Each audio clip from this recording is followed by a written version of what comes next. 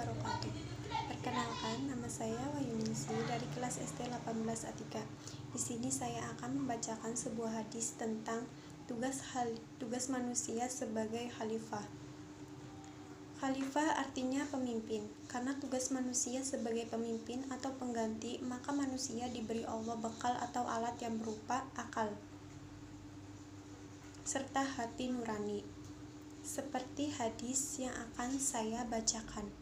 Bismillahirrahmanirrahim. Sayakunu ba'di khulafa'u ya'maluna bima ya'lamuna wa yaf'aluna ma yu'maruna wa sayakunu ba'dahum khulafa'u ya'maluna bima ya'lamuna wa yaf'aluna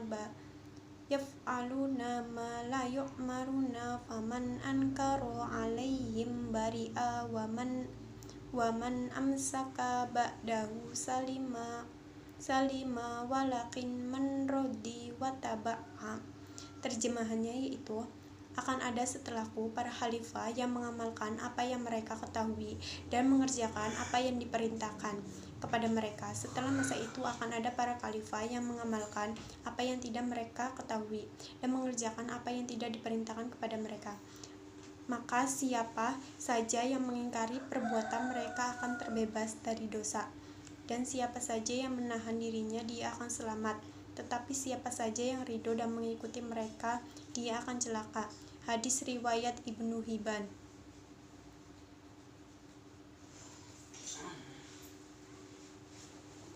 Maknanya, di muka bumi hidup berbagai macam makhluk, namun hanya manusia yang menyandang fungsi pemimpin.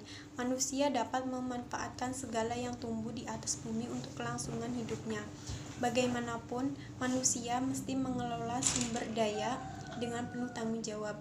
Allah menciptakan keteraturan di muka bumi, maka dari itu manusia tidak boleh merusak harmoni yang sudah diciptakannya. Manusia diberi hak hidup oleh Allah Subhanahu wa Ta'ala bukan untuk hidup semata, melainkan ia diciptakan oleh Allah untuk mengabdi kepadanya. Dalam rangka pengabdian inilah manusia dibebani kewajiban atau taklif yang sangat erat, kaitannya dengan usaha dan kesungguhan manusia itu sendiri.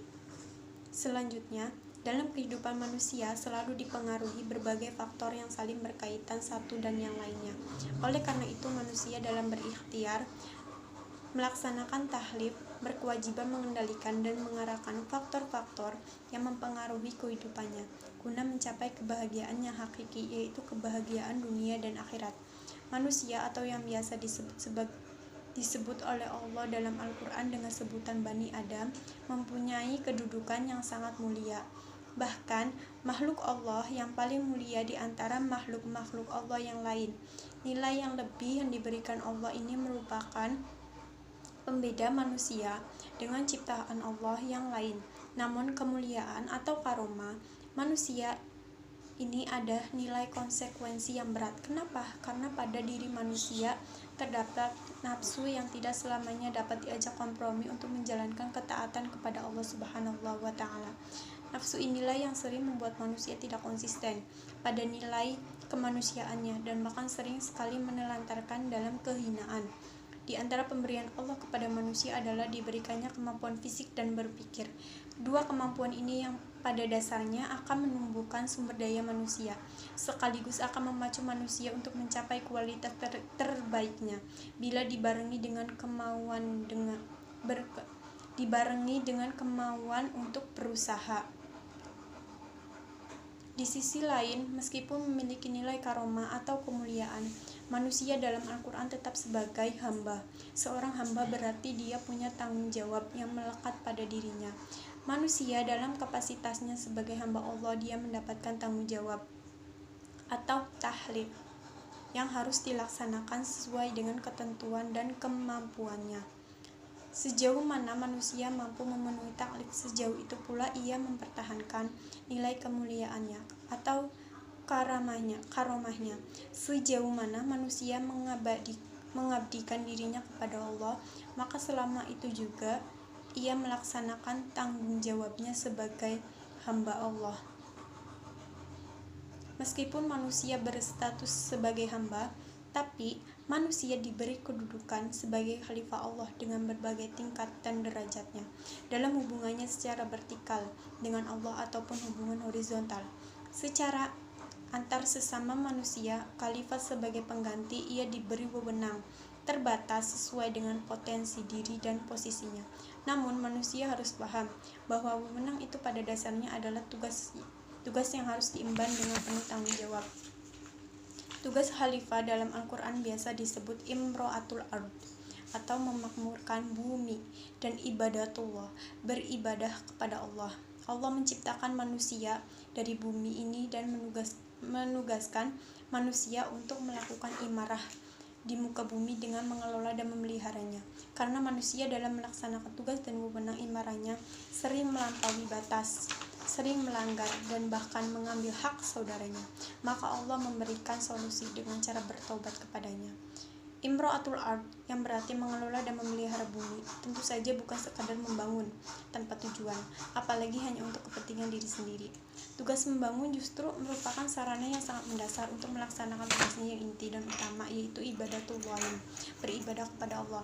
Lebih dari itu adalah sebagai sarana untuk mencapai kebahagiaan dunia dan akhirat yang menjadi tujuan utama.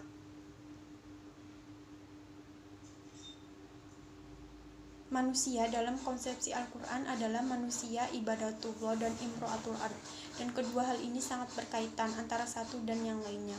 Hal ini yang telah dicontohkan oleh Allah melalui Rasulullah SAW ketika hijrah ke Madinah. Sesampainya di tujuan Madinah, Rasulullah membangun bangunan monumental dan bersejarah yang sampai hari ini masih dilestarikan, bahkan terus dikembangkan. Dua bangunan yang dimaksud adalah Masjid Quba dan pasar. Tidak seharusnya ada kesenjangan antara masjid dan pasar, karena pada dasarnya kedua hal tersebut menyatu dalam jiwa manusia. Pembangunan kualitas manusia dipahami sebagai metode yang menitik beratkan pada program-program, tapi wujud dari dinamika ini adalah gerakan-gerakan yang selalu menuntut kita untuk giat bekerja dan berbuat yang terbaik. Hal ini sebagaimana yang dicontohkan oleh Rasulullah SAW dalam kesehariannya.